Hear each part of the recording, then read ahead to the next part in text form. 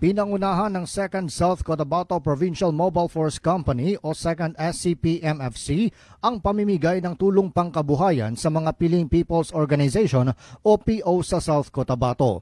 Ginawa ito sa South Cotabato Provincial Capital sa Coronadal. Dinaluhan din ito ng mga kinatawan ng pamahalaang panlalawigan, DSWD-12 o PAPRU, PSWDO at mga MSWDOs. Ang apat na mga POs na nakatanggap ng livelihood assistance ay binubuo ng dating mga miyembro ng Communist Terrorist Group o CTG.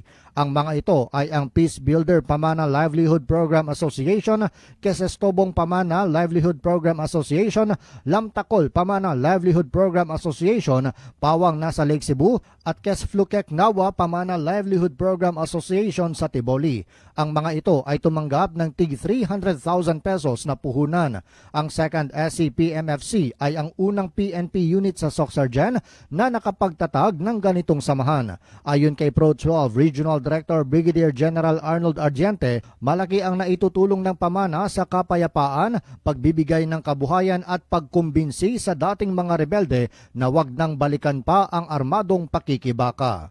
John Sionosa, NDBC, Bida Balita.